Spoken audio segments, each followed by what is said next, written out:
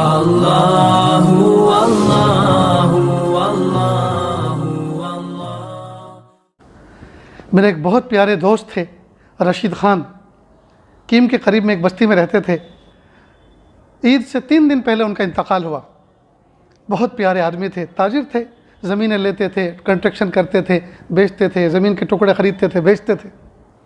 اللہ پاک نے دین کے راستے میں خرچ کرنے کا ان کو ایک عجیب ملکہ عطا فرمایا تھا۔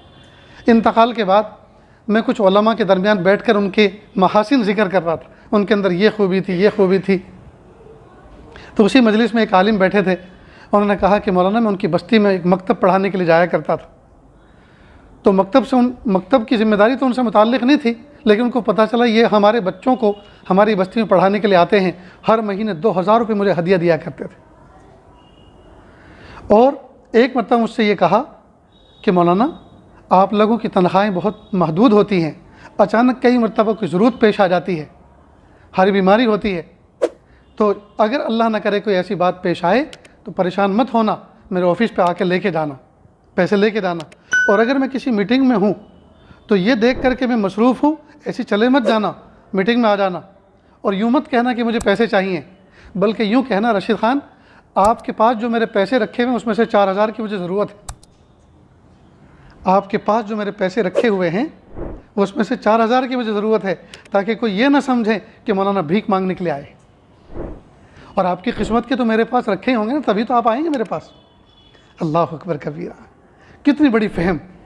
بچپن میں جس بستی میں ہماری آنکھیں کھلی، وطن میرٹھ میں، قریب میں ایک گاؤں تھا سردھنا، آج بھی ہے، ہماری بستی سے وہاں بس چلا کرتی تھی، اور 30 پیسے ٹکٹ تھا آدھا، اور 60 پیسے فل ٹکٹ تھا۔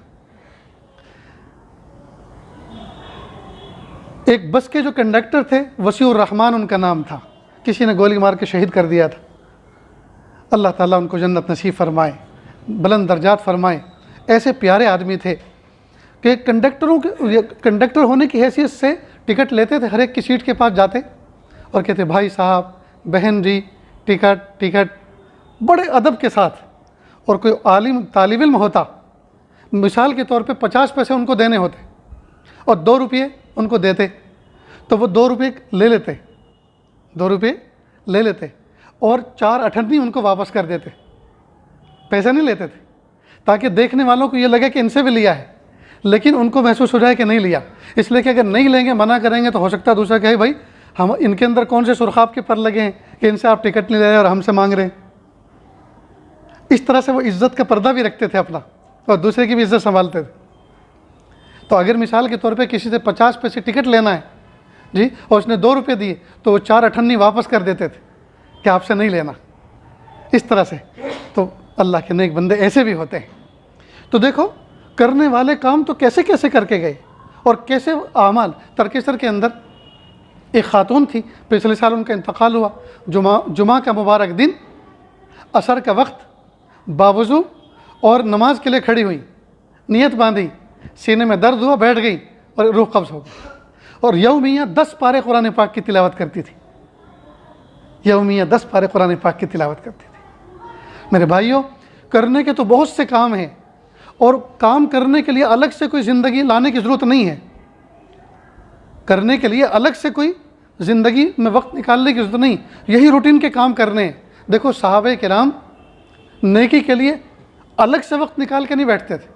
آپ کتابیں اٹھا کر دیکھیں، مسجد نبی صحابہ سے ہر وقت بھری رہتی ہو اور وہ سجدے میں روتے رہتے ہوں اور تسبیح پڑھتے رہتے ہوں، ایسی مثال نہیں ملے گی۔ وہ تاجر بھی تھے، وہ آجر بھی تھے، ان کے بیوی بچے بھی تھے، وہ نکاح بھی کرتے تھے، وہ سفر بھی کرتے تھے، وہاں غمی بھی تھی، خوشی بھی تھی، سارے کام تھے۔ یعنی یوں سمجھیے ہمارے دور میں جو کام ہے وہ ان کے دور میں تھے۔ ان کو کھانے پینے کے لیے جی اپنی روزی تیار کرنی ہوتی تھی، اللہ سے لینی ہوتی تھی، اس کے لیے اسباب اختیار کرنے ہوتے تھے۔ یہی کام ہم کرتے ہیں، وہی وہ کرتے تھے۔ ہمارے بھی نکاح ہوتے، ان کے بھی نکاح ہوتے تھے، ہمارے یہاں بھی بچے ہوتے، ان کے یہاں بھی بچے ہوتے تھے، ہم بھی سفر کرتے ہیں، وہ بھی سفر کرتے تھے، ہمارے یہاں بھی خوشی غمی آتی، ان کے یہاں بھی خوشی غمی ہوتی تھی۔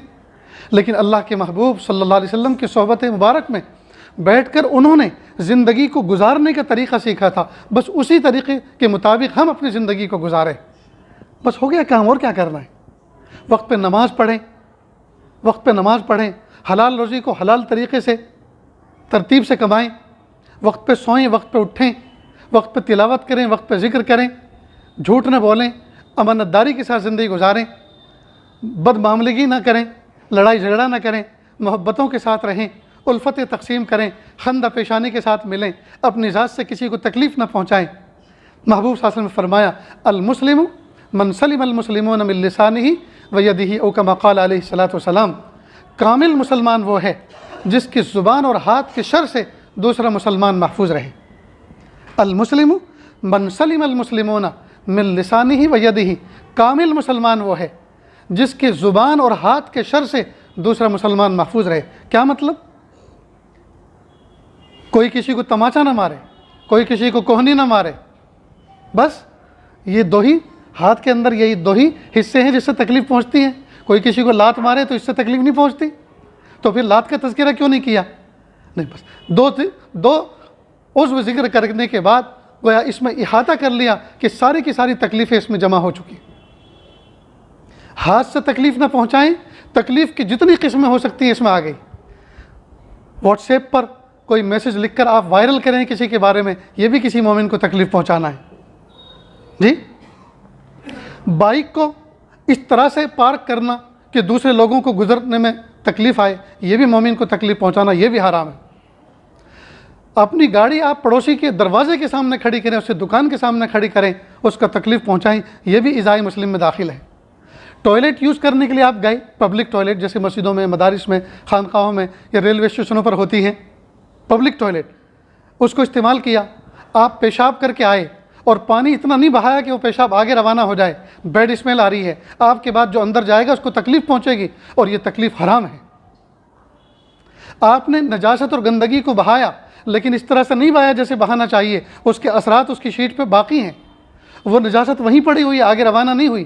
اتنا پانی آپ کو ڈالنا تھا کہ اس کی بدبو بھی زائل ہو جائے اور اس کا وجود بھی آگے بہہ جائے۔ اب یہ ایذاء مسلم میں داخل ہے، لیکن ہم اس کو ایذاء نہیں سمجھتے۔